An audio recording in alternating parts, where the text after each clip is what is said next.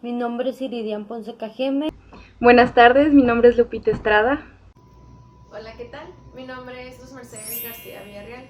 Buenas tardes, mi nombre es Itzel y yo les voy a presentar y les voy a dar introducción al documento de estrategias básicas de enseñanza de las asignaturas. Este documento va especialmente dirigido a las instancias multigrado, aquellos docentes que enseñan en este tipo de escuelas, para que el trabajo y pues las estrategias y la manera de llevar las asignaturas pueda ser un trabajo mucho más de provecho y que sea más atractivo para los alumnos. Entonces vamos a analizar, vamos a ver de qué va este documento. Muy bien, primeramente en la introducción se nos presenta como este apartado en donde nos explica de qué manera se enseña actualmente, y uno de los puntos que toma dice lo siguiente: regularmente los docentes elaboran sus estrategias conforme a cómo les enseñaron a ellos.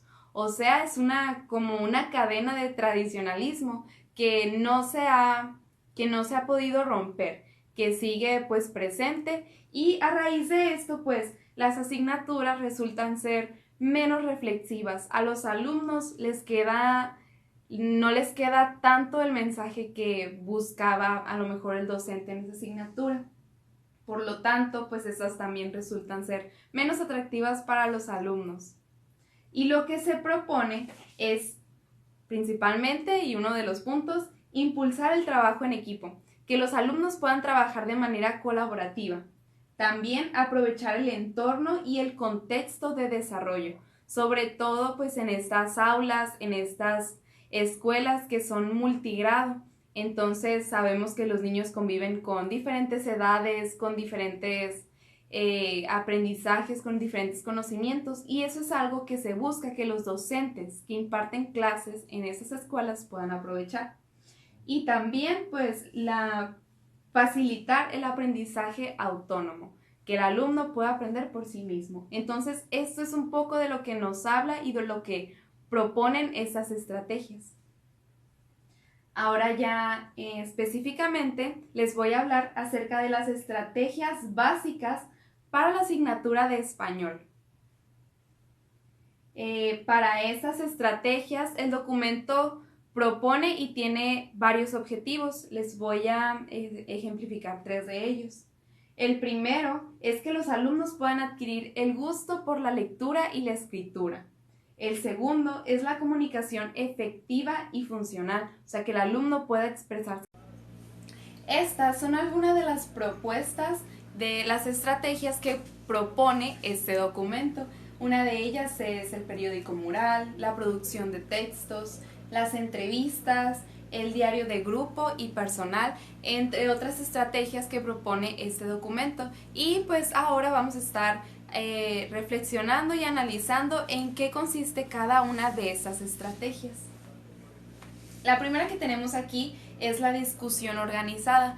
Esta estrategia consiste en que el docente organice a los alumnos en grupos pequeños para que estos puedan dialogar acerca de un tema determinado.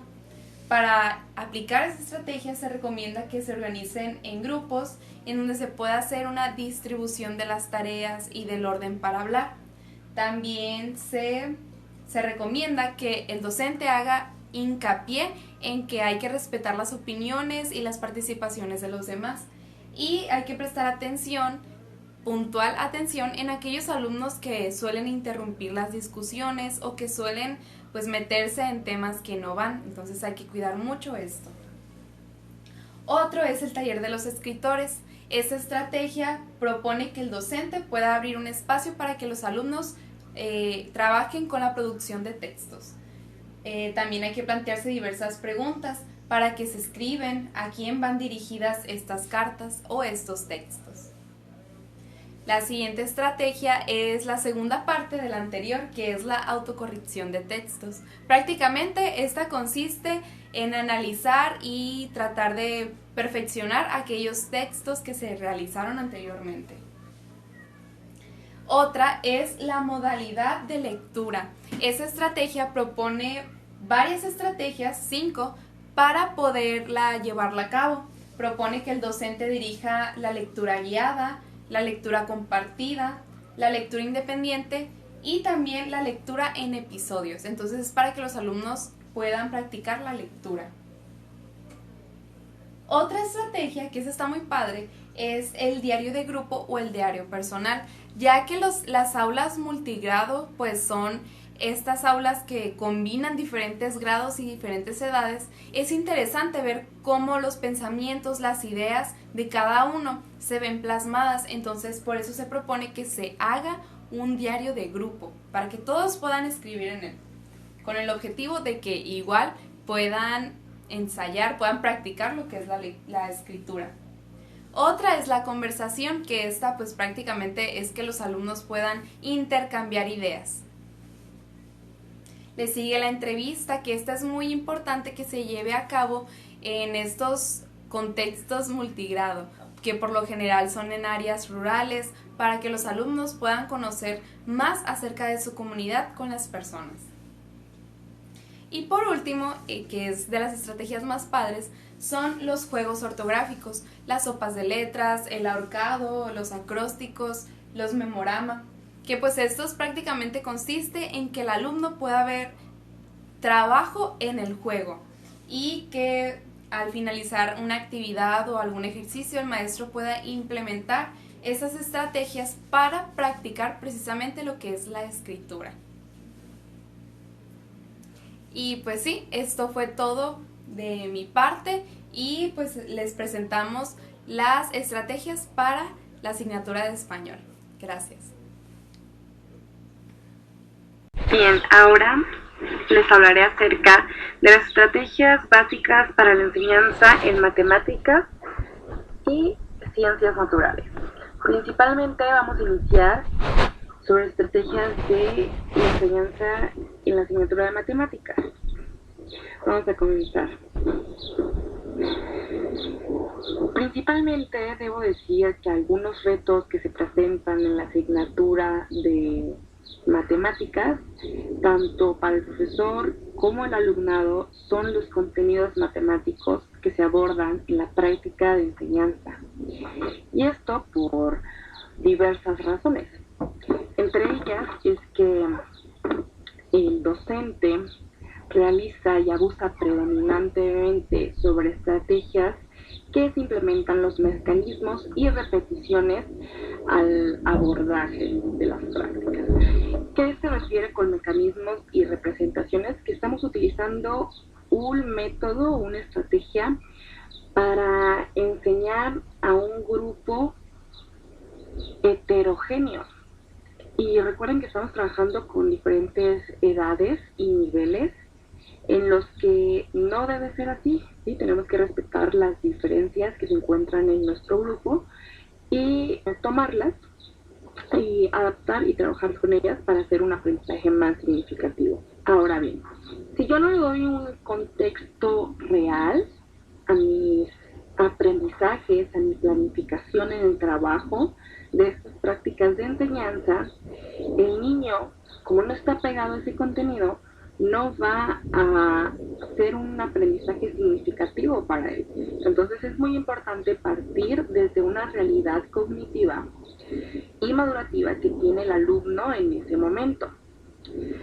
Si no analiza la información, si no logra comprenderla, muy difícilmente va a haber un aprendizaje significativo para él. Entonces, si solamente le estamos enseñando mecanismos de repeticiones, de memorizaciones, no se va a lograr nada en el alumno que sea significativo. Tenemos que atender a un carácter reflexivo y de razonamiento. Ahora se proponen distintas estrategias o sugerencias que tú como docente debes de tomar en cuenta para implementarlas en tu grupo. Ok, ¿y qué debo hacer? Principalmente debes partir de un nivel cognoscitivo, identificando dónde el niño está, cuáles son sus conocimientos adquiridos en ese momento, qué es lo que el niño puede lograr, cuáles son sus áreas de oportunidad, cuáles son las áreas de fortaleza en el alumno. Y una vez hecho esto, voy a hacer planteamiento de situaciones problemáticas, ¿ok? No solamente voy a plantear un problema, sino voy a plantear un tema y voy a colocar diversas estrategias donde el niño tiene que seleccionar mediante sus conocimientos cuál es la más apta para la resolución del problema que yo estoy planteando. Hay que recordar que estas problemáticas deben ser graduadas respetando las diferencias de los alumnos. Voy a jugar con esos conocimientos y voy a hacer más enriquecedor ese conocimiento.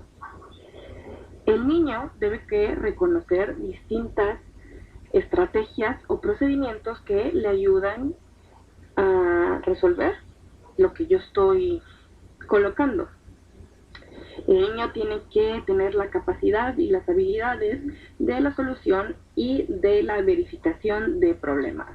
Y bueno, nuestra tarea principal es que nosotros vamos a ayudar, vamos a guiar este proceso tan increíble que es la escolaridad. Entonces, nuestro propósito es que vamos a brindarle al alumno las estrategias, vamos a guiarlo. El niño debe ser el constructor de su propio aprendizaje, promoviendo la autonomía en ellos. Si en dado caso, que claramente va a ocurrir, son corregir los errores que puedan surgir. Y cuando se tiene errores, no hay que frustrarnos, incluso no hay que darnos, sino que hay que entenderlos como una oportunidad para la promoción del aprendizaje. Yo, al corregir estos errores, lo voy a hacer de una manera distinta. No solamente me voy a parar frente al grupo y voy a decir, este es el aprendizaje o este es el propósito, tú tienes que seguir estos pasos. No, hay que olvidarnos de ese procedimiento. Ya desde hace mucho tiempo tenemos que deshacernos con ese pensamiento tan tradicionalista y vamos a centrarnos en algo más innovador. Entonces yo puedo corregir esos errores mediante alguna plática grupal, donde el niño ya me presentó su resolución del problema y claramente hay algún error en este procedimiento. Pero, ¿qué te parece si en vez de decirle está mal, regrésate, espera que lo corrijamos todos en el pizarrón? Voy a decir, los junto en equipos, ¿ok? Los junto en equipos y cada alumno tiene algo distinto, un procedimiento distinto. Entonces ellos ahí van a intercambiar ideas y van a llegar a una resolución cuando se presentan sus diferentes maneras de pensar. Ok, yo hice el trabajo, dirá Juan, de esta manera, pero María va a decir, ok, yo utilicé estas estrategias para llegar a la solución del problema. Se van a complementar esas estrategias y van a hacer un aprendizaje enriquecedor y sobre todo van a corregir ese error o vienen todo el procedimiento. Sin embargo, se me cruzó un error a la mitad de mi resolución del problema. Y aquí es cuando se hace significativo, cuando el niño empieza a identificar los problemas que se tienen y corregirlos. Cuando se corrigen ellos mismos y se dan cuenta de su error, es cuando se hace y se logra el aprendizaje significativo. ¿Qué se debe tomar en cuenta para que sea significativo? Es, claramente está, que debemos desarrollar habilidades que llamen la atención al alumno, que sean innovadoras, que sean estratégicas, que sean creativas. Recuerden que estamos trabajando con personas, entonces es importante que en nuestra planeación tengamos en cuenta que ellos necesitan cosas innovadoras para trabajar. No simplemente un problema de suma, resta o división en el pizarrón y se acabó. No, hay que ser creativos y hacernos trabajar un poco nosotros también qué es lo que ellos necesitan y brindarles toda esa atención a ellos. Claramente para que ellos sientan y tengan ese interés por aprender cosas nuevas. Ahora nos vamos a las recomendaciones didácticas en esta asignatura y como puedes ver tenemos 6 estrategias básicas en esta asignatura. Principalmente vamos a partir de una que es el planteamiento y resolución de problemas matemáticos. Y este enfoque del planteamiento y resolución de problemas no solamente se da en esta asignatura, sino que se debe tomar en todas las asignaturas de educación básica. Es otro nuevo enfoque a lo que se viene conociendo ahora como las competencias. ¿Y qué son las competencias? Es una amplia gama de habilidades, capacidades y conocimientos que el niño tiene que cumplir para hacer una determinada tarea. Pero aquí es donde el niño es el creador de su mismo aprendizaje y es aquí donde es interesante y que se desecha la idea que el profesor es el principal actor en esto, ¿no? Y sin más, ¿qué es el planteamiento y resolución de problemas? Porque es importante considerarlo en nuestro proceso de enseñanza-aprendizaje, porque el niño comienza una búsqueda con el entorno, con sus conocimientos que ya tiene, y también selecciona y organiza información, va descartando y discriminando información para para llegar a un resultado. Entonces es importante también aquí tener en cuenta que tenemos que situar al alumno a trabajar con los demás, que socialice el aprendizaje para hacerlo pues más enriquecedor. Hay que recordar que estamos trabajando con niños de diferentes niveles cognitivos, entonces favorece al juntarlos, niños de diferentes niveles, favorece las interacciones y el intercambio de ideas. Quizás un niño de tercero tenga otras ideas más elevadas y más profundizadas que un niño de segundo año, entonces ahí es cuando se complementan y como son niños les explican a su nivel. Las recomendaciones para este trabajo es formular datos que implican a los alumnos seleccionar la información del problema. Es decir, por ejemplo, aquí tenemos un ejemplo y yo aquí, docente, coloco esto, ¿no? Coloco esto. Esto yo estoy colocando. El niño, ¿qué tiene que hacer principalmente? Ok, el niño se va a dar cuenta que tengo una tabla con resultados. Entonces el niño va a empezar a observar con qué estoy trabajando, qué es lo que le falta. Voy a empezar a razonar, voy a empezar a asimilar y después voy a empezar a trabajar con esos datos. Pero ya al tener mi tabla elaborada, voy a ver que eso no nada más se me pide, sino se me pide unas preguntas que aquí las tengo. Entonces el niño va a decir, ok, aparte de completar esta tabla, se me está pidiendo otra información y es ahí que el maestro debe trabajar con distintas estrategias de planteamientos de problemas. Aquí estamos trabajando con 7 preguntas utilizando unas tablas de datos cuantificados. Entonces, vamos a partir la siguiente estrategia que es matemáticas y otras asignaturas.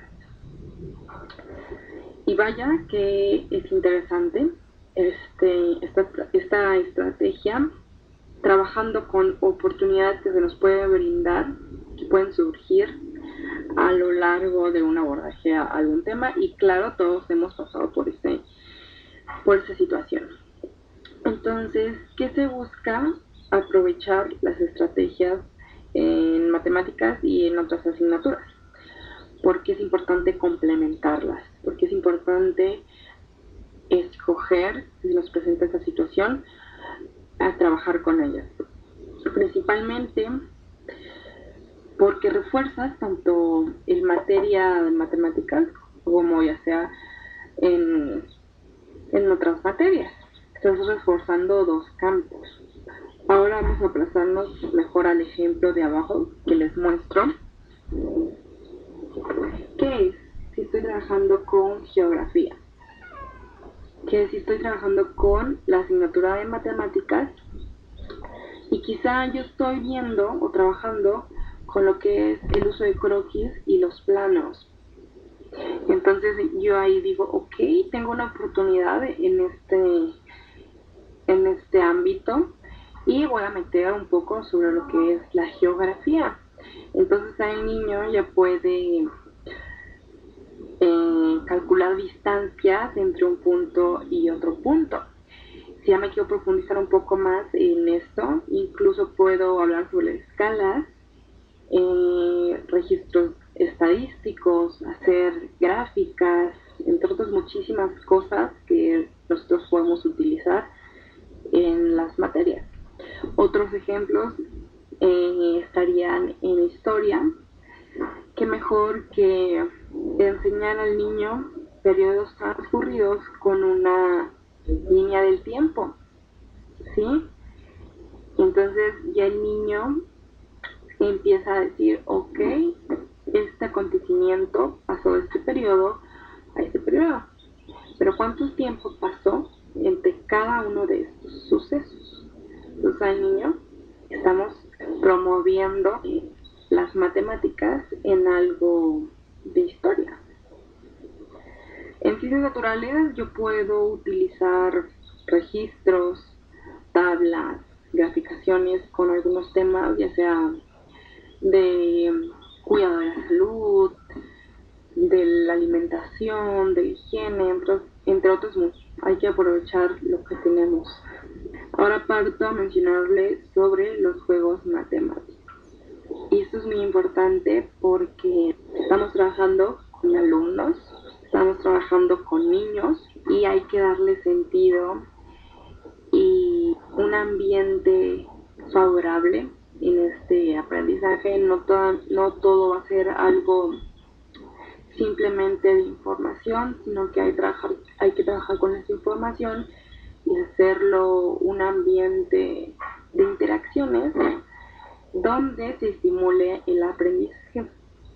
Existen demasiados juegos matemáticos. A mí me encanta utilizar el de serpientes y escaleras cuando estoy enseñando los números del 1 al 100. Y aparte de trabajar la numeración, están trabajando la suma y la resta. ¿Qué permiten los juegos matemáticos? Permite principalmente la interacción entre los mismos alumnos. Aprender matemáticas, claramente está, que es el objetivo principal, y divertirse.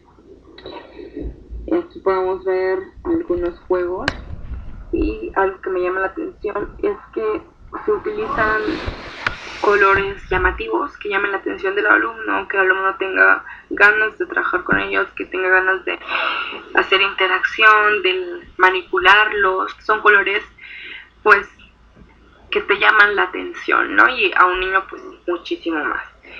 Recuerden que hay que apegarnos siempre a la realidad del alumno. Aquí tenemos un juego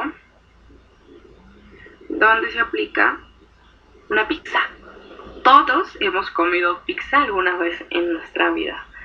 Entonces, aquí estamos interactuando con los pedazos de la pizza.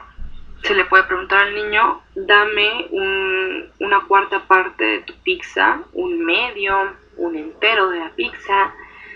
Y hay que hacer variación, siempre hay que variar. Estas estrategias, como se muestra en esta otra, podemos ver distintas variaciones en este material. En una de ellas es que está trabajando con la multiplicación. Aquí yo puedo ponerme un signo de suma, un signo de resta, división, de multiplicación. Entonces también estamos viendo si manejan palitos de colores, que esos niños quizá le digas al niño ya haga una solución de suma de resta. Tiene el resultado y le digo yo al niño, ok, colócame en esta mesa, simulemos que hay una mesa aquí, ponme en esta mesa el resultado que te acaba de salir. quizá le salieron 10 como resultado y él debe que colocar 10 palitos encima de la mesa. Quizá también yo le puedo poner con esto, con esos números que están ahí abajo, ilústrame el número 117, 220, 300, el número 1000. Incluso puedo trabajar con alumnos de quinto a sexto año con cifras de 5 números, con 6 números. Entonces hay que trabajar haciendo variantes en los diferentes juegos que se presentan. Las recomendaciones para esto es realizar el juego 1 o 2 veces haciendo una simulación para que los niños conozcan y entiendan cómo van a trabajar. Esto para los niños de grados más pequeños, ¿no? Para los niños que ya están un poquito más grandes, de quinto, sexto, ellos pueden apoyar también, hacer demostraciones a los alumnos más pequeños. Hay que decir, obviamente, las reglas de los juegos para que no hayan conflictos. Y si los hay que mencionar, ok, hubo un conflicto, pero recuerda, teníamos una regla. Posteriormente vamos a agrupar a los alumnos quizás por ciclos, los de primero, los de segundo, los de tercero, o a trabajar con un poquito de diversidad e interacción de diferentes grupos. Voy a hacer un equipo de niños de primero, sexto, tercero y cuarto aquí. El objetivo es aquí trabajar con lo que yo tengo y hacerlo significativo mediante interacciones sociales. Observar yo como docente si existen dificultades e intervenir en ellas para apoyar en esas problemáticas que puedan surgir. Recuerda que tú eres un guía y un tutor, más no eres un actor que da respuestas. Tú debes de brindarle al niño todas esas herramientas para que él estimule su aprendizaje, que lo conozca y lo construya. Y obviamente, como acabamos de ver, hay que hacer variaciones en los juegos. Hay que plantear retos para que el alumno siga interesado en seguir jugando y aprendiendo y obviamente reforzando sus conocimientos. Pasamos al cálculo mental y por qué es importante desarrollar el cálculo mental. En la vida utilizamos el cálculo mental todos los días, ya sea para ir a comprar, para ir a vender, para medir, para calcular tiempos. Vamos a plantear problemas o situaciones donde el niño tenga que trabajar con la compra, con la venta, con las estimaciones, con diferentes factores. ¿Por qué es importante esto? Porque favorece el razonamiento de las situaciones y el ambiente. Después de esto hay que recordar que tanto los procedimientos, tanto en resolución de problemáticas, hay que socializar las ideas. Y quizá preguntarán, ok, ya me dijiste que tengo que implementar la compra, la venta, la medición, el cálculo, pero ¿cómo lo voy a hacer? No hay que alertarnos cuando les menciono que tenemos que trabajar con todo esto. La compra va desde mandar al niño a la tienda con 10 pesos y se le antoje un yogur que cuesta 5 pesos. El niño tiene que tener la habilidad y la capacidad de pensar, ok, yo acabo de pagar con una moneda de 10 pesos, por lo tanto me van a devolver 5 pesos. La venta, si el niño quizá quiere vender sus juguetes y quiere comprar otros nuevos, hay que enseñarle problemas para que él pueda hacer ese procedimiento, que tenga su capacidad para hacerlo. Si tú mandas al niño a comprar un listón para hacer una maqueta, el niño tiene que saber un aproximado de medidas sobre lo que es 1 metro, sobre lo que son 2 metros, 3 metros. cuando mandas al niño a la tienda y le dices que traiga 1 litro de leche, tiene que conocer el niño cuánto es 1 litro de leche, cuánto es un aproximado de 1 litro de leche, de 2 litros, de 1 galón de leche, ¿sí? Y calcular tiempos. Hay que enseñarle al niño cómo empezó a cambiar él, y hay que enseñarle la resolución y el significado del transcurso del tiempo. Las recomendaciones que se dan es plantear problemas para que el alumno trate de encontrar el resultado, realizando cálculos mentales mencionando sus estimaciones. Hay que recordar que nunca hay que decirle al niño estás en lo incorrecto, lo estás haciendo mal. No, hay que buscar las palabras adecuadas para mencionarle al niño que tuvo un error. Y como sabemos, hasta ahora un error no es malo, sino es una oportunidad para reforzar el aprendizaje que ya se tiene. Voy a anotar, quizá es una estrategia que les puedo mencionar. Planteo mi problema y al niño le doy un espacio para que haga una resolución de problemas. Posteriormente pido los resultados y los anoto en mi pizarrón. Y grupalmente vamos a verificar si estos resultados que me acaban de dar son correctos para llegar a un resultado. Esa será una manera ideal, y no decirle directamente al niño lo estás haciendo mal. Hay que explicar los procedimientos, que ellos tengan la iniciativa de explicar los procedimientos y que ellos se paren con una seguridad para expresar sus ideas. Y hay que reconocer cómo están trabajando esos alumnos. Si el niño acaba de hacer un procedimiento quizá no está correcto, pero él lo hizo por sí solo, hay que reconocer el esfuerzo del alumno y hay que estimularlo para que siga aprendiendo, para que él siga reconociendo, para que él siga clasificando y haciendo el aprendizaje aún cada vez más significativo para él. Hay que plantear cálculos mentales tanto en parejas como en equipos. Es importante que socialicen el trabajo y intercambien ideas. Eso es lo que se busca aquí.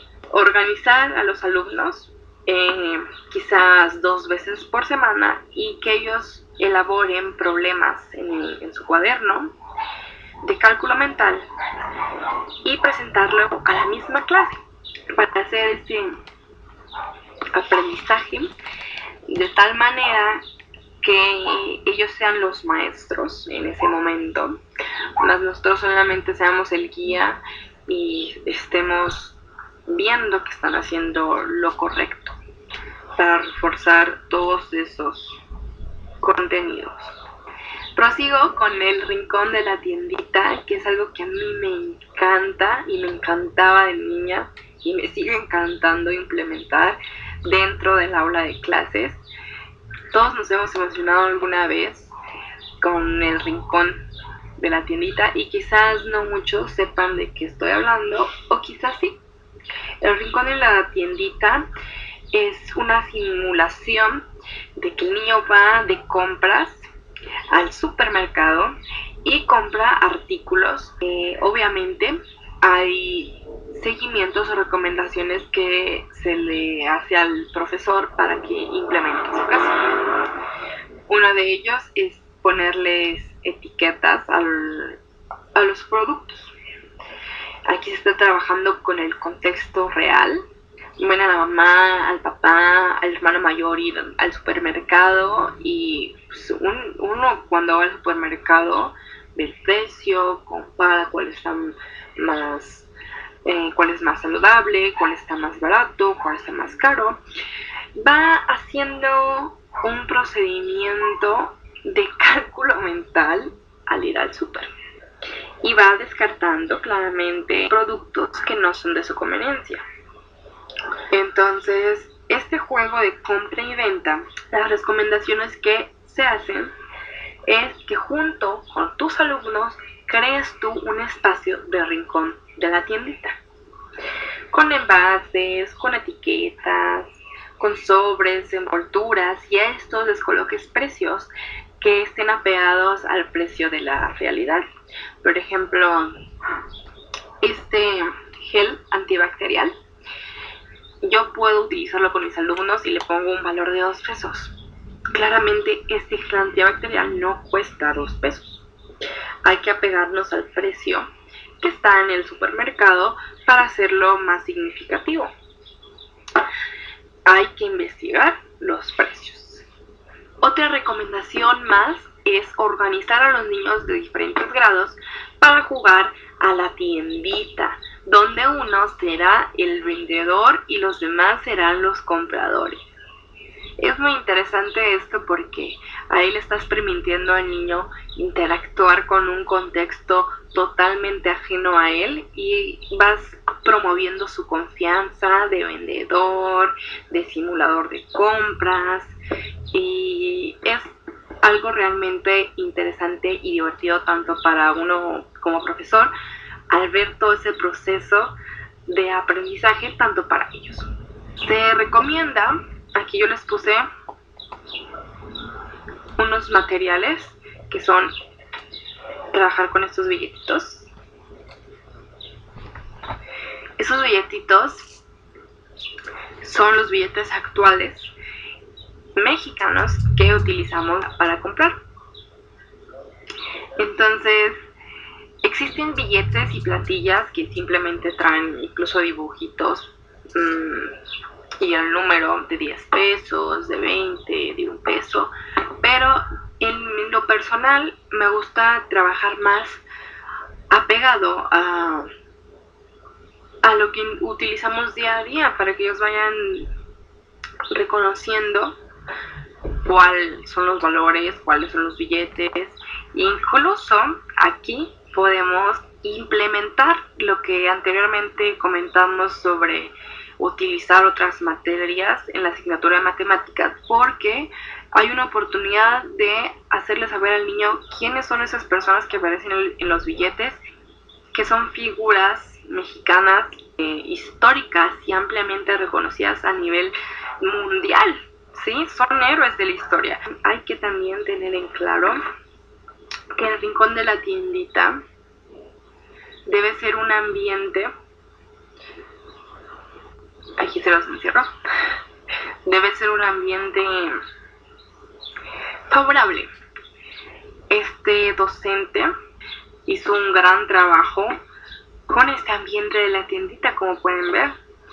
Él incluso dividió áreas de carnicería, frutas, pescadería, envases de supermercado, bebidas, y a todos esos les puso precio.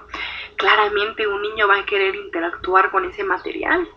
Sí, es divertido cuando se tiene un buen ambiente para trabajar y es llamativo para ellos. Es lo que les mencionaba, hay que hacer algo innovador. Si yo, aquí sentada, empiezo a poner quizás estampas con precios, como lo ven aquí en el ejemplo del medio, y les pongo simplemente los precios a los niños a comparación de la foto de la maestra que se muestra con las carnicerías, con la fruta, con la pescadería. ¿Qué le va a llamar más la atención a un niño? Claramente ese espacio. El niño va a tener interés, el niño va a tener ganas de aprender, de manipular, de clasificar. Hay que ser innovadores con nuestro aprendizaje para que los alumnos tengan ganas de aprender. La seriación y los algoritmos es una estrategia más en este ámbito de educación. ¿Y qué son las seriaciones numéricas? ¿Qué es esa palabra? Bueno, una seriación numérica hace referencia a una serie, a un conjunto de series. Pueden ser numéricas, pueden ser de figuras geométricas, ¿sí? Entonces, ¿qué se busca con esto? Principalmente identificar los números que conocen mediante las seriaciones. Si yo le pongo una seriación de 10 en 10 hasta el número 100 y yo veo que el niño no me responde ni la mitad de eso, pues yo ahí me doy cuenta que el niño no sé hasta ahí, su conocimiento es hasta ahí y voy a trabajar con eso. Y voy a iniciar desde ese punto para impulsar lo demás. Él siga conociendo los números hasta el 100. Puedo hacer numeraciones y seriaciones más complejas, como las de 1000, de 2000 en 2000, de 3000 y así sucesivamente. El objetivo aquí es identificar hasta qué número conoce el alumno para partir de ahí y proseguir el aprendizaje y proseguir en el enriquecimiento del aprendizaje. Esto también impulsa a discriminar y analizar las relaciones. Esto también ayuda a analizar y discriminar relaciones. El niño va a identificar cuál es el número sucesor o el antecesor de lo que se está mostrando en las relaciones que se plantean. Conocer los algoritmos convencionales en las operaciones. ¿Qué son los algoritmos? Son seriaciones que siguen sucesivamente. Por ejemplo, si estamos haciendo una seriación de figuras geométricas, si estamos colocando triángulo, cuadrado, triángulo, ¿cuál será el algoritmo ahí? Que siga en un triángulo, después un cuadrado, después un triángulo, después un cuadrado. Ese será el algoritmo, es un ejemplo de figuras geométricas. El algoritmo, si hacemos una seriación que va de 2 en 2, es, si empezamos desde el 2, ¿cuál será el número que sigue? 4 y después 6 y así sucesivamente. Entonces, en esto permite un cálculo mental para hallar una situación. ¿Cuál es la situación presentada? La situación problemática es la seriación. El niño debe de interactuar y hacer un cálculo mental para decir cuál es el número, decidir cuál es el número que sigue. También se busca que el niño identifique diferentes estrategias para encontrar el número faltante por medio del cálculo. Posteriormente vamos a pasar a lo que son las recomendaciones. Como principal recomendación nos menciona orientar a los alumnos a inventar series y operaciones para presentarlas en el grupo, lo cual posteriormente se realizarán interacciones, intercambio de ciclos. Esto lo hace aún más enriquecedor el conocimiento. Plantear en las series y algoritmos algunos retos como buscar el número que falta o encontrar datos a partir de resultados.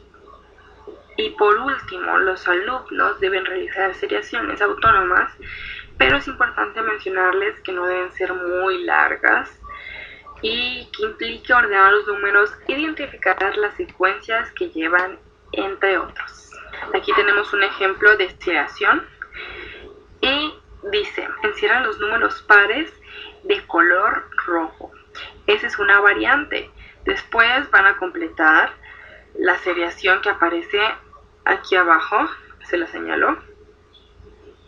Hay que completar esa seriación y después estas otras dos. Esta es otra variante. Eso es lo que se busca.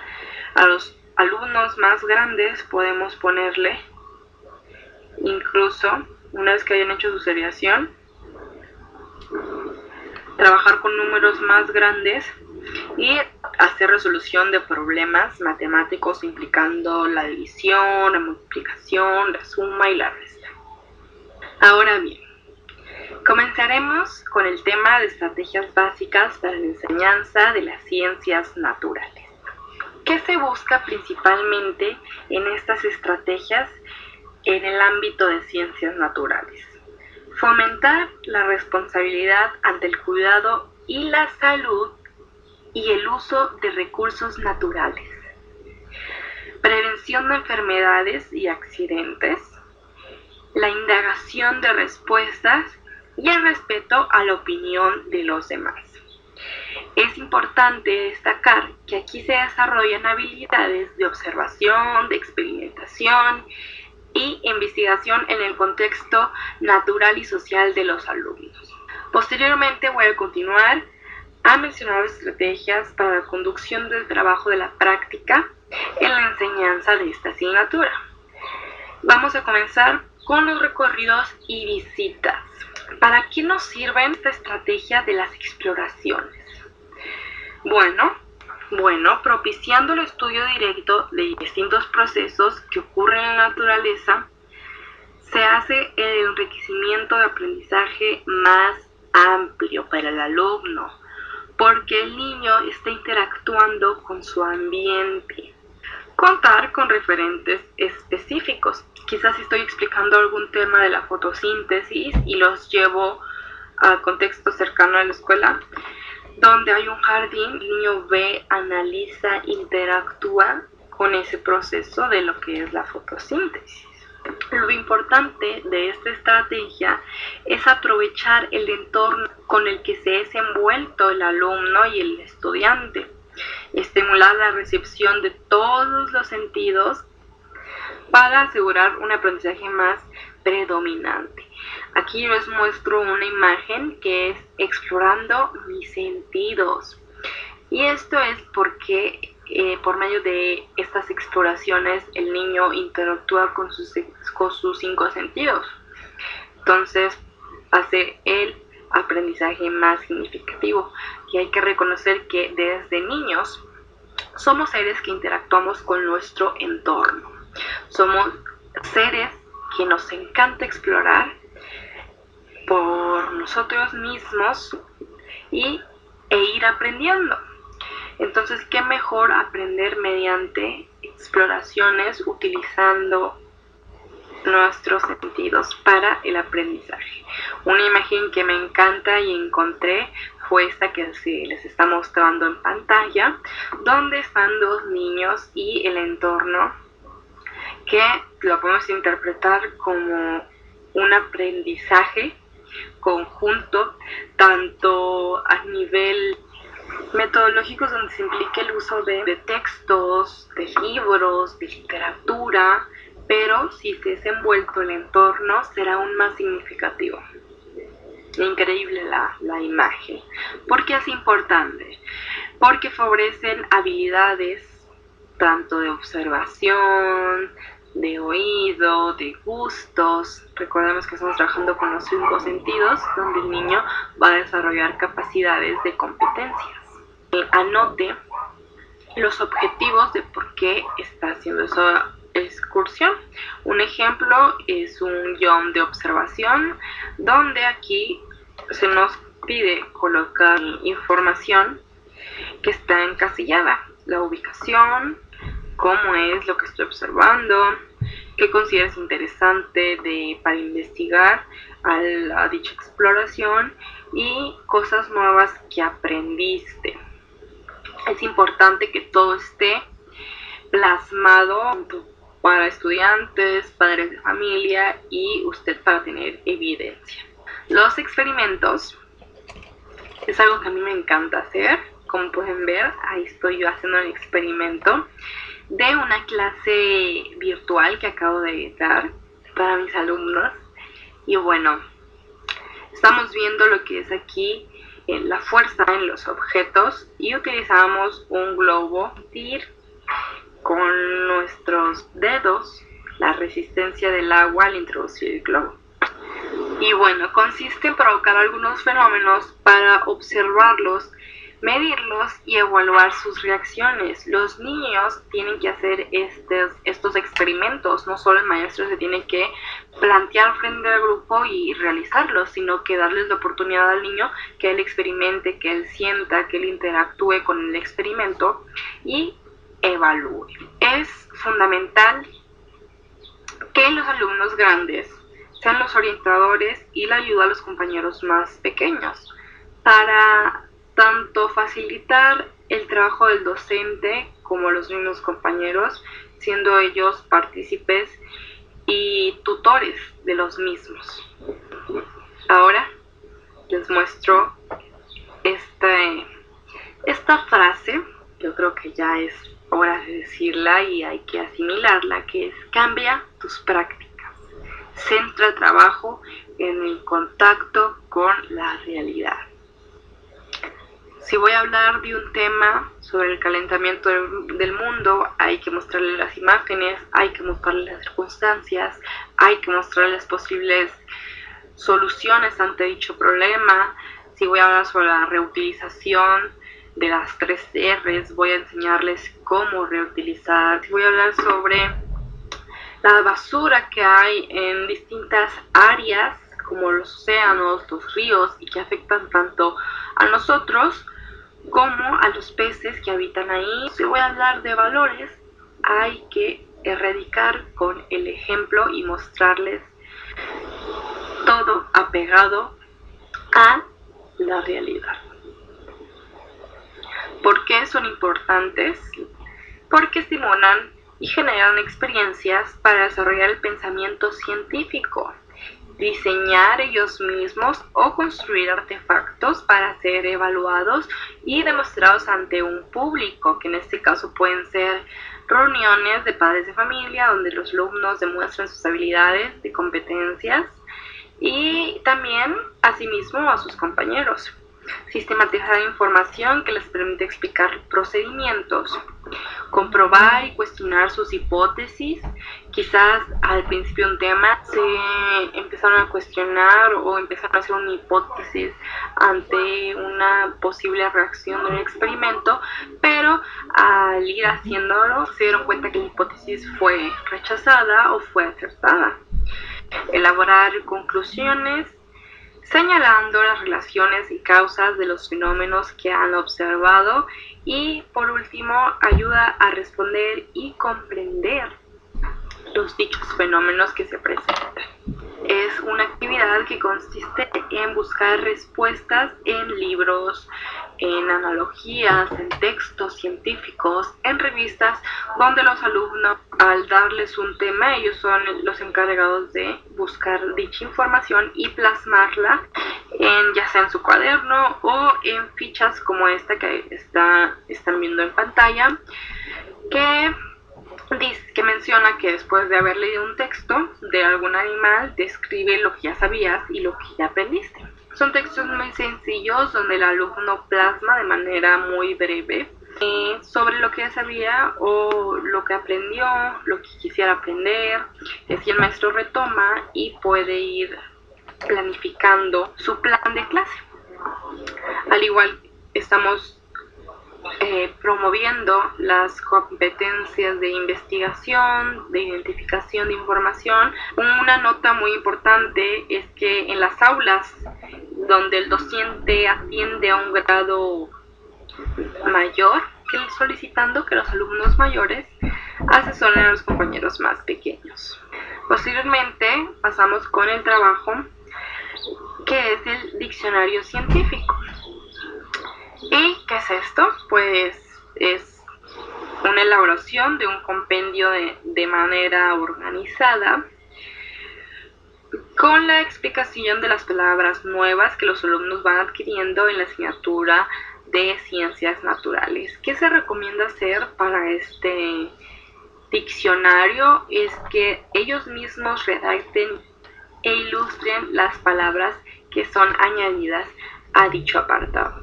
¿Por qué es importante este tipo de estrategias? Porque desarrollan habilidades de búsqueda, de selección, de organización de información acerca del significado de palabras nuevas que van adquiriendo en su proceso de formación.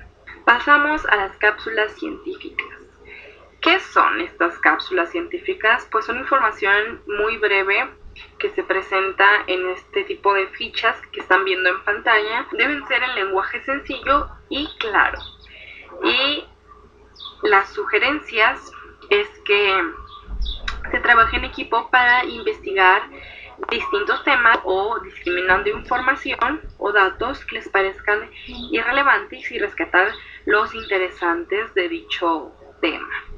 Los alumnos mayores pueden redactar el texto mientras los alumnos pequeños ilustrar. Las notas se pueden incluir como apartados especiales en un periódico mural. Eso hace referencia a que el trabajo tiene que ser reconocido tanto para los alumnos, padres de familia, profesor, comunidad estudiantil. Mapas conceptuales. Los mapas conceptuales, que no es nada más que organizar conceptos estableciendo una relación entre ellos de una manera muy limpia, muy directa. Entonces aquí tenemos un ejemplo de un organizador que tiene una estructura. Debemos de reconocer que estos tipos de estrategias se tiene una estructura, ya, que debemos obviamente de respetar. En el nivel superior o el central se encuentra el tema principal y después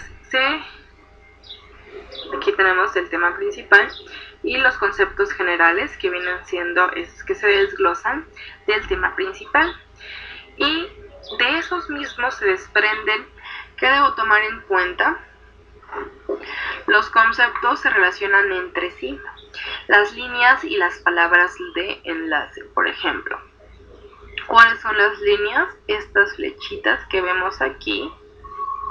Y las palabras de enlace pues son todas estas, para hacer que nuestro mapa tenga más coherencia y relación ante todos los textos que se muestran y son plasmados en él.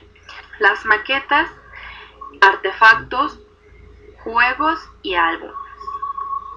¿Qué es esto? Bueno,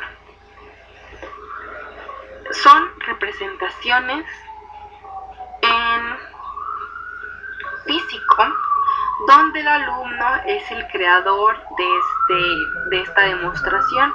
Entonces ya el niño va a investigar, va a crear, va a interactuar con la expresión artística que él ya trae y va a crear un producto. Y de mi parte es todo. Podemos continuar aprendiendo con estas estrategias en diferentes asignaturas. Mi nombre es Iridian Ponce Cajeme y a mí me tocó hablarles sobre las estrategias básicas para la enseñanza de la historia y geografía. En la lectura nos menciona que la historia se aborda mediante los resúmenes, cuestionarios y en ocasiones hasta dibujos, pero que esto no garantiza que el alumno comprenda la noción del tiempo y el espacio histórico, que es fundamental para dicha asignatura. Las estrategias de enseñanza están diseñadas para que el alumno comprenda el significado e identificar cada uno de los hechos y relacionar entre sí su importancia de la historia para la humanidad. Primera estrategia para la materia de historia es la línea del tiempo, la cual consiste en un recurso gráfico en el que es posible representar los hechos y las épocas históricas, como también ilustrar la continuidad y los momentos de ruptura más relevantes, relacionar y compartir distintos acontecimientos. Esta estrategia es importante ya que nos permite que los niños aprendan a trabajar con la noción del tiempo histórico y adquirir un esquema de ordenamiento cronológico, al ver una secuencia de relación entre diversos sucesos y procesos. Aquí se recomienda que los maestros organicen en el grupo en general una línea del tiempo en que esté a la simple vista del aula y que sea grande. Por ejemplo, que se haga en la parte de atrás o en la parte de enfrente, donde los alumnos al momento de querer saber una fecha en específica, al momento de ver la línea del tiempo la puedan ver fácilmente. La siguiente estrategia es el noticiario histórico, que consiste en la simulación e imaginación histórica. Aquí los niños y las niñas tienen que situarse en la época o acontecimiento para que puedan relatarlo como si fueran los protagonistas o las personas presenciales en ese hecho. Aquí es importante ya que contribuye a desarrollar las nociones de secuencias y casualidades históricas y propicia la empatía e interés de los niños por el pasado, como también ponerse en el lugar de los personajes de los otros tiempos. Una de las recomendaciones que nos brinda la lectura es que los alumnos tienen que practicarlo para profundizarlo y hacia el momento de expresarse o relatarlo no se confunda. La siguiente estrategia es cartas a personajes del pasado. Aquí también es simulación e imaginación histórica. Aquí consiste que el alumno realice una carta escoja un personaje del pasado y le escriba una carta sobre lo que ha pasado desde la época de ese personaje hasta la actualidad. Aquí la importancia que tiene es que el alumno desarrolla la noción del tiempo histórico y relacione el cambio y permanencia del pasado y del presente. Lectura y elaboración de mapas históricos. Consiste en que el alumno aquí tiene que localizar en un mapa los acontecimientos, los pueblos, las ciudades y centros de producción y relacionarlos con algún hecho, por ejemplo, como la fundación de las ciudades con los recursos naturales existentes y las características físicas del territorio.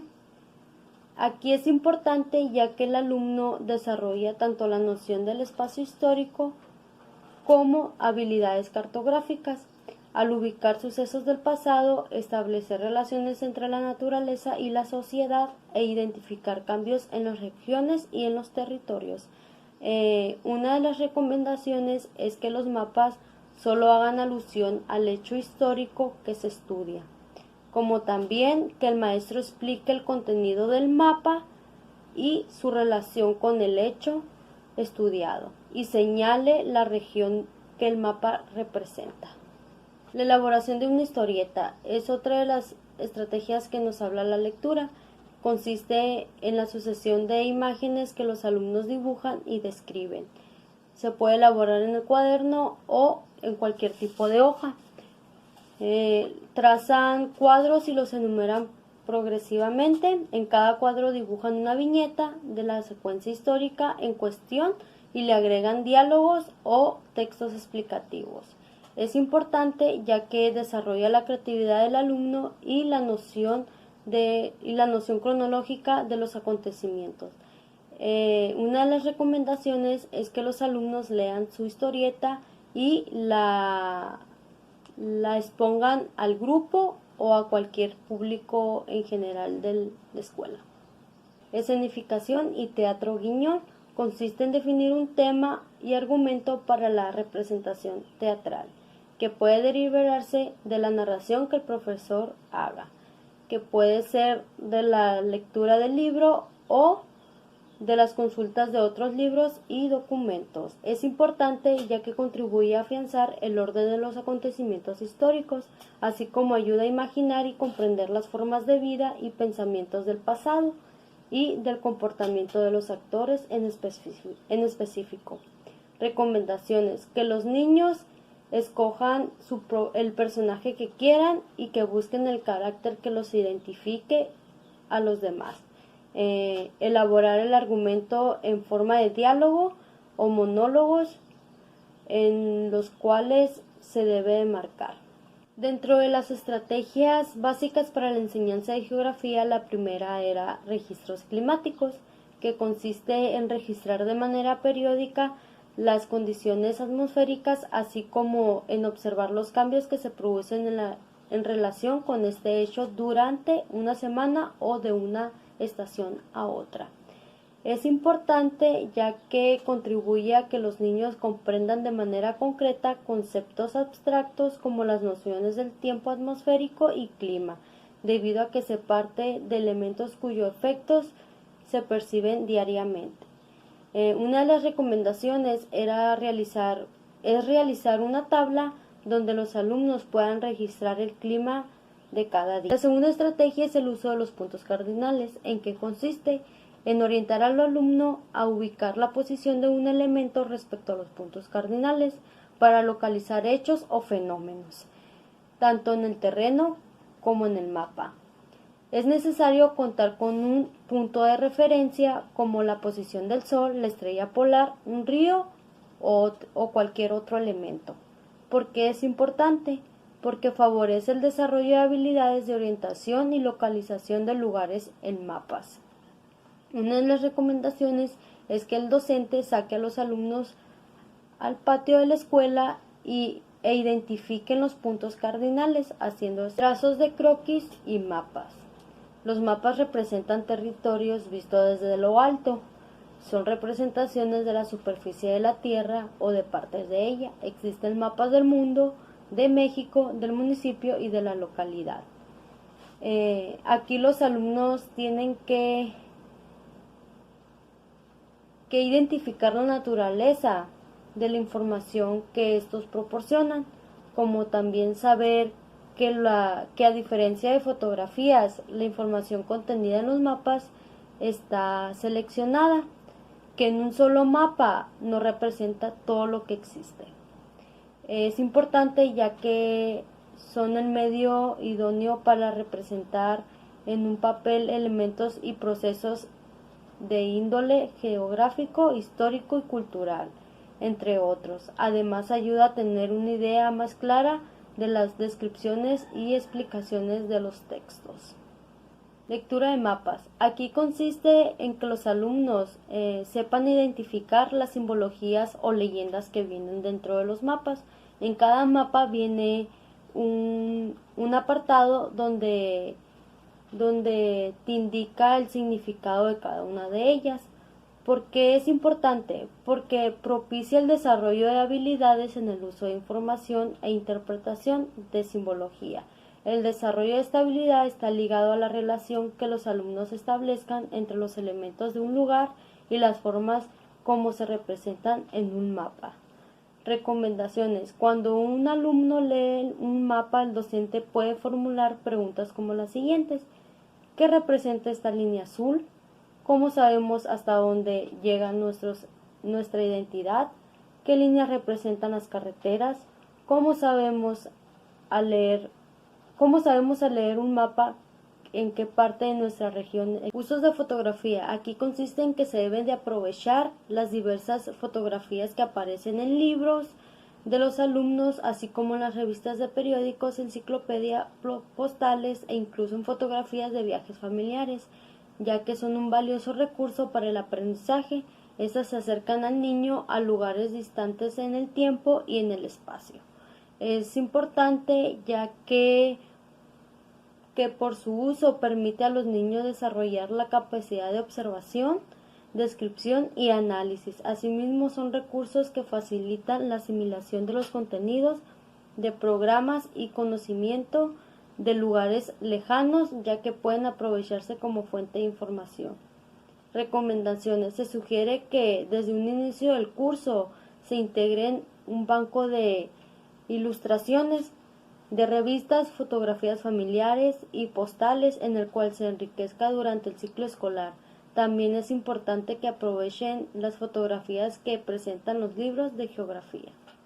Otra de las recomendaciones es clasificar las imágenes en carpetas temáticas, por ejemplo, paisajes, fotografías familiares, lugares fríos o calurosos y medios rurales o urbanos, entre otros.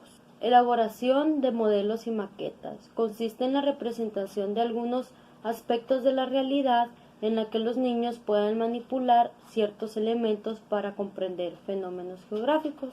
Las maquetas son representaciones tridimensionales a escala. Esto es importante ya que permite al alumno representar de manera concreta, amena, algunos elementos geográficos. Asimismo, contribuye a que los niños identifiquen las relaciones existentes entre estos y su realidad inmediata. Las recomendaciones son las siguientes: precisar los propósitos de la actividad de acuerdo a los contenidos de estudio antes de iniciar la elaboración de la maqueta. Tener claro que para elaborar dichos materiales se requieren varios momentos, los cuales se tiene que impulsar y apoyar. Hola, ¿qué tal? Mi nombre es Luz Mercedes García Villarreal y yo actualmente estoy cursando la carrera de Educación Primaria en la Universidad Pedagógica Nacional. A continuación les voy a explicar algunas breves estrategias sobre algunas asignaturas, y la primera asignatura que les voy a explicar es la de Formación Cívica y Ética. Esta asignatura tiene como propósito brindar a niños y niñas una sólida formación en valores, promover el despliegue de capacidades de manera sana y responsable, y fortalecer una cultura política democrática, así como el sentido de pertenencia a la sociedad, al país y a la humanidad. A continuación les voy a explicar 6 sugerencias didácticas. El debate. ¿En qué consiste esta didáctica? Consiste en organizar un espacio de discusión a partir de temas interesantes para los niños, con 2 puntos de vista opuestos y polémicos. Se buscará que los niños traten de convencer a otros con opiniones y argumentos bien fundamentados. El maestro y los alumnos deben de decidir quiénes sostendrán una postura y quiénes otra. Para la conducción del debate se nombrará a un moderador. Este personaje deberá presentar el tema, asignar la participación de sus compañeros por turno y controlar el tiempo de cada intervención. También se nombrará a un secretario. Este se encarga de tomar nota, de resumir los puntos más importantes de la discusión y expondrá las conclusiones. Y el resto de los alumnos serán el público, el cual podrán manifestar su punto de vista levantando la mano. Además, es muy importante la búsqueda de información para sustentar sus puntos de vista y la formación cómo lo expondrán. ¿Por qué es importante? Porque se puede desarrollar el nivel de argumentación en la defensa de un punto de vista y al mismo tiempo en la comprensión de que existen otras opiniones acerca del mismo asunto.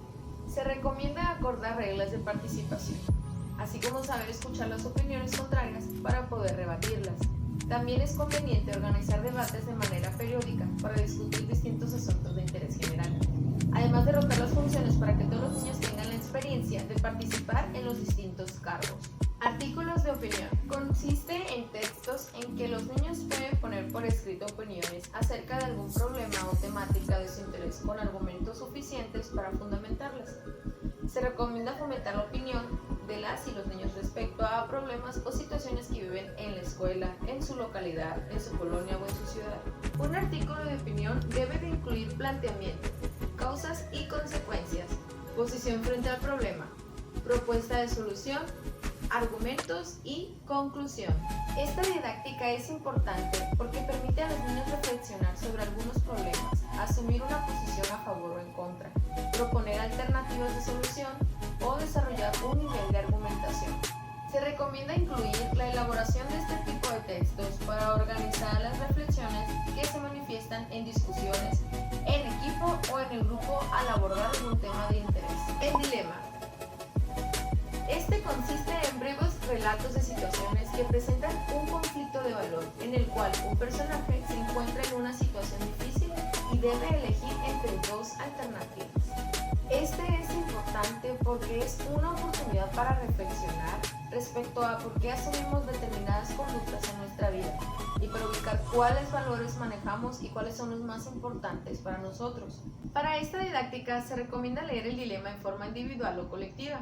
También puede presentarse la situación que se plantea mediante una representación o dibujos, explicar y aclarar los términos e insistir en que se ha de contestar a lo que el personaje debería de hacer y no lo que cree. El papel en esta didáctica del profesor deberá de favorecer que en el intercambio de opinión se vea entre ellos y que el profesor solamente sea uno más en el grupo. Juego de roles. Es la dramatización de una situación en la que se plantea un conflicto de valores. En la representación debe existir la improvisación de los personajes y énfasis en la expresión de las distintas posturas mediante el diálogo. Los implicados deben intentar algún tipo de solución. Se trabajan los siguientes aspectos que están presentes en la toma de decisiones. El primero, interpersonales. ¿Cómo veo la situación? como creo que los demás la ven. ¿Cómo la interpretan realmente? Racionales. ¿Por qué? ¿Acerca de cuáles argumentos? Y afectivos. ¿Qué siento o sentiría? ¿Y los demás? ¿Por qué es importante? Ayuda a los niños y a las niñas a comprender que los demás tienen puntos de vista distintos del propio y a considerar y coordinar las diversas perspectivas sin olvidar la postura personal. También ofrece la posibilidad de formarse en valores como la tolerancia, la solidaridad y el respeto. Se recomienda plantear el juego de roles en 4 frases. La primera, motivar a los niños para que participen en la dramatización.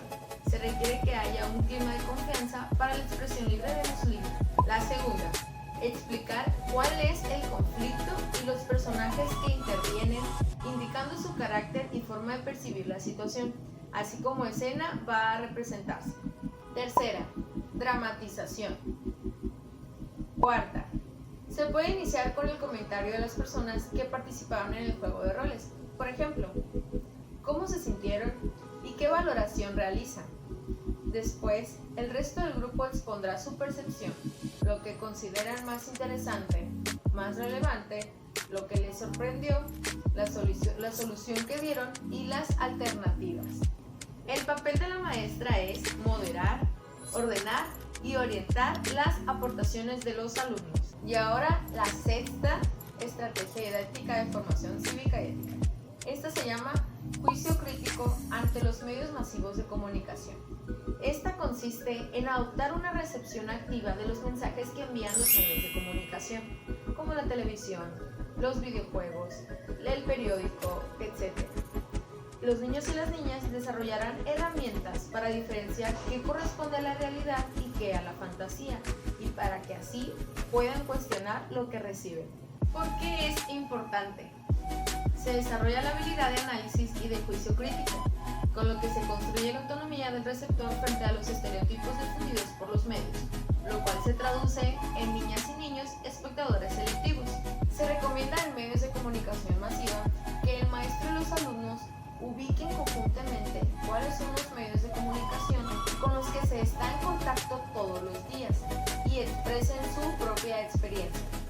También se recomienda que el maestro y los niños hagan una lista de medios de comunicación disponibles en su ámbito familiar y regional. Se le pedirá a los niños que con sus palabras describan todo lo que sepan acerca de cómo son y para qué sirven los medios que aparecen en tal lista. Por último, se intercambian los escritos y se elabora una conclusión grupal. Ahora les explicaré 8 estrategias para trabajar en educación artística. El enfoque de esta materia se basa en el desarrollo de la percepción, la sensibilidad, la imaginación y la creatividad artística de los alumnos. Al dibujar, pintar, cantar, hacer música, moverse, bailar, actuar y representar situaciones, los niños disfrutan y expresan sentimientos, ideas, emociones y percepciones que surgen de la relación con lo que les rodea. No es necesario que el maestro sea un especialista en arte, sino basta con que participe en las actividades, que las disfrute con sus alumnos y esté dispuesto a buscar información y elementos que le permitan desarrollar experiencias artísticas interesantes y formativas. En expresión y apreciación plástica está la didáctica de lectura de imagen. Esta consiste en estimular la relación entre los niños y las obras de arte mediante el ejercicio atento y reflexivo de la mirada. Para ello, es conveniente dirigir su participación de la siguiente manera. Primero, observar con atención la imagen. Segundo, describir lo que se ve en ella. Tercero, interpretar la imagen. Cuarto, intercambiar ideas. Y 5, realizar conclusiones de ella. El docente, antes de realizar la actividad, debe de familiarizarse con la imagen. Un aspecto también muy importante es generar un ambiente de confianza entre los alumnos. En expresión corporal y danza está la didáctica de presentación de bailes y danzas. Esta consiste en mostrar a la comunidad bailes o danzas como resultado de un proceso de expresión corporal. Se aprovechan tanto los eventos y festejos sociales como otras fechas o momentos propuestos por los niños y el maestro a la manera de muestra artística. Esta es importante porque contribuye a que la comunidad escolar participe, aprecie y valore una de las manifestaciones artísticas que más se disfruta en nuestro país, la cual presenta una gran variedad de estilos y formas, ya sea como danza tradicional, académica o popular. Se recomienda para cada ciclo que se elija una danza o un baile a representar, que el profesor pueda auxiliarse de padres de familia o personas de la comunidad, jóvenes, otros maestros y artistas o entre otros. También se recomienda organizar una función y se elabora un programa de mano y se invita a la comunidad. En expresión y apreciación teatral está cómo mirar el teatro. Esta consiste en aprovechar distintas oportunidades para favorecer la apreciación del teatro y con ello desarrollar la sensibilidad, percepción y el juicio crítico de los alumnos. Esta es importante porque propicia la observación atenta, crítica y reflexiva de aquello que se relacione con el teatro, actuación, dirección y dramaturgia, ya sea en un escenario, en películas o en la televisión. Permitirá a los alumnos reflexionar sobre la forma y el fondo de lo que observan. Es importante que el profesor haga una selección previa de aquellos eventos, películas o programas televisivos que puedan utilizarse para trabajar el teatro, con base en la edad, los intereses de los alumnos y los contenidos por abordar en esta asignatura u otras, como español, ciencias naturales o historia. Visitas culturales. Estas consisten en explorar y conocer lugares como zonas arqueológicas, iglesias, conventos, palacios municipales, etc. Objetos, instrumentos y construcciones que permiten valorar manifestaciones artísticas diversas. Se recomienda hacer una visita previa. Es conveniente que el maestro asista al lugar seleccionado unos días antes de llevar al grupo, lo cual le permitirá tomar en cuenta condiciones, modo de acceso, tiempo de recorrido y puntos de interés. Realizar una planeación. Al conocer el lugar, el maestro delimitará los puntos por observar. Es recomendable programar una visita corta que se centre en algunas piezas, obras o áreas. Una vez delimitado el recorrido, se formulará una guía de observación para dirigir y amenizar la actividad. En expresión y apreciación musical está la didáctica de apreciación y exploración musical. Esta consiste en propiciar la apreciación y exploración de la música, por lo cual se proponen 3 grandes grupos de actividades. Destapar la oreja son actividades que parten del reconocimiento del sonido y del silencio como materia prima de la música. Oír y oír haciéndolo. Se busca crear espacios para que los niños escuchen música por el solo placer de hacerlo, como dedicar sesiones específicas para la audición, recibir a los niños con música y descansar con un fondo musical, entre muchas otras más. Y la tercera, la música se inventó, se inventa, se crea. Con estas actividades se busca que los niños reconozcan que la música está hecha por personas como ellos, que se halla a su alcance y que participan con el solo hecho de escucharlas. ¿Por qué son importantes? Porque los niños desarrollan y enriquecen su percepción auditiva y la sensibilidad. Aprenden a identificar sensaciones y traducirlas en palabras. Estrategias didácticas de la educación física escolar. La educación física escolar contribuye al desarrollo armónico de la educación mediante la práctica sistemática de actividades que favorecen el crecimiento sano del organismo y propician el descubrimiento y perfeccionamiento de las posibilidades de acción motriz. También es un medio para promover la formación de actitudes y valores, como la confianza y la seguridad en sí mismo, tomar conciencia de las posibilidades motrices propias respecto a las de los demás, y asumir actitudes como la solidaridad con los compañeros. Juegos naturales.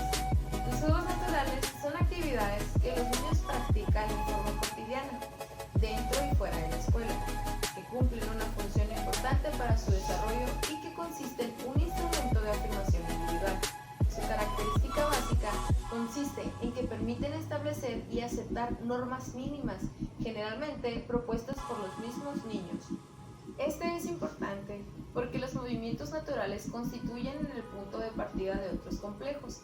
Estos juegos ofrecen a los niños la oportunidad de poner a prueba sus posibilidades motrices y canalizar su interés por jugar y moverse libremente. Se recomienda iniciar las sesiones con un trabajo individual que promueve el reconocimiento de sí mismos. Motivar a los niños para manejar libremente los implementos con el fin de que den rienda suelta a su interés por explorar lo que pueden realizar con ellos. Juegos con reglas. Estos juegos implican reglas que determinan el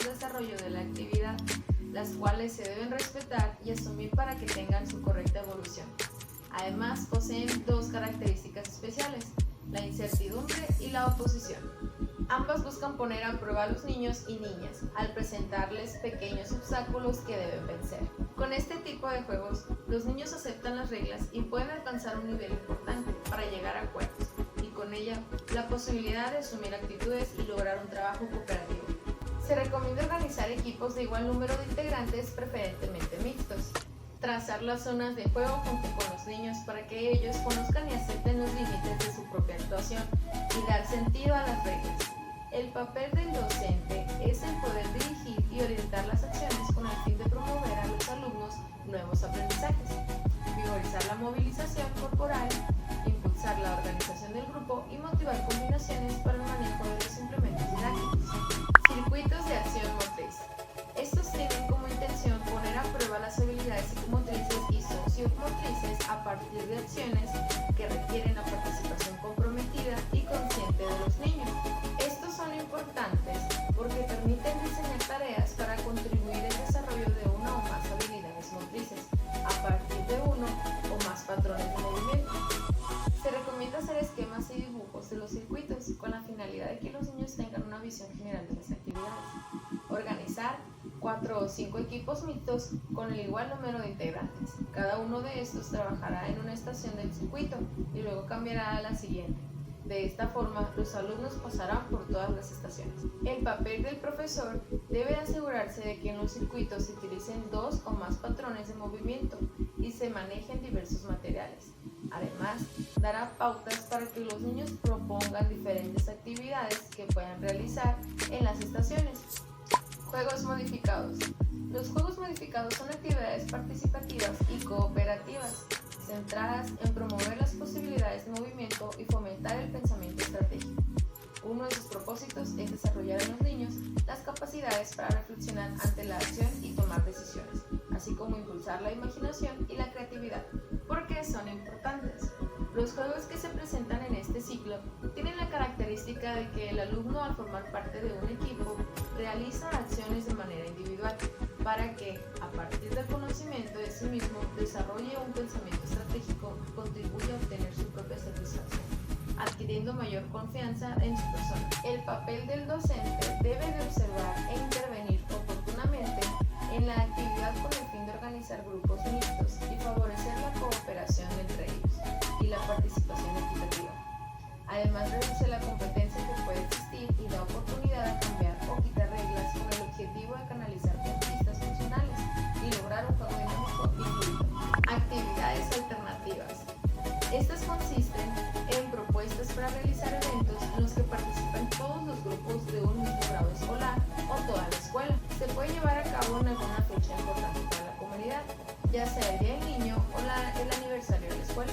Estas actividades son importantes porque permiten a los alumnos asumir responsabilidades, entrar en contacto con niños de otros grupos, grados o incluso escuelas y hacerse cargo de la organización desde la planeación hasta la premiación. Para esta estrategia se recomienda fomentar la cooperación en grupo y en equipo, desarrollar una competencia sana en la cual se eviten los comportamientos agresivos y la rivalidad, favorecer la comunicación y la relación social, estimular la interrelación con el entorno, reconocer el trabajo en equipo, desarrollar actitudes de respeto a las normas y reglas del juego, aprender a ganar y a perder, mantener el interés de los niños en la actividad lúdica y aprender nuevas formas de juego. En el papel del profesor es conveniente que él explique en qué consisten las acciones, comente a los alumnos qué espera de ellos y dé las pautas generales de organización. Proponga también tareas a cada niño, equipo o grupo, desde la elaboración de una convocatoria hasta la clausura de la actividad. Y bueno, esto ha sido todo por hoy. Espero les sirva estas breves explicaciones de estas estrategias y las puedan implementar algún día.